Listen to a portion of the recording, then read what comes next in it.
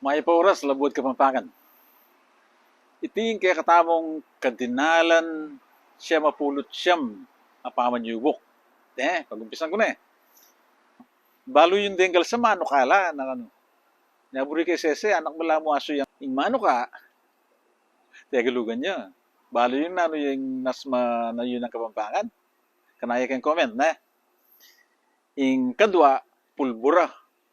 Yung pulbura, tagalugan niya naman. At yung mas manayon na katulid din kay Kapampangan.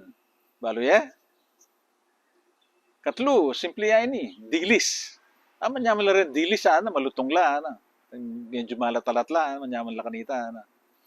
Yung dilis, tagalugan niya, tinya mas manayon na katulid din kay Kapampangan. Bistaman, dakal no rin kabalenta mong gagamit kay nga mano ngayon eh. Ngisipan ko, at tinya nga liwang tapin, mas manayon. Na?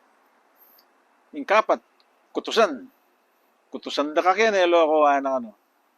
Kutusan, tagalugan niya, tinyang katulid din mas manayon na Kapampangan. Yung kalima, bintana. Gusto may bintana, bang kanita lumbingangin na, ano. Yung bintana, tagalugan niya yan, at tinyang katulid na mas manayon kay Kapampangan. Yung kanam, pawis.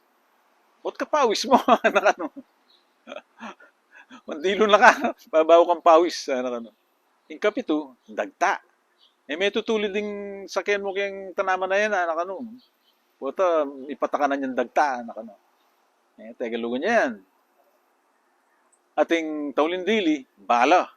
Ala na yun palang bala yung kayang baril, ano. Tagalugan niya naman yung bala. Balo yung katulid ng mas manayon kayang Kapampangan. Kanaya kayang comment. Deta na mo, patse Kapampangan tamo, may pangapampangan tamo. Din kaya katamong anak, din kaya katamong apo, pangapampanganan tala. Salamat, Luid, tamungan.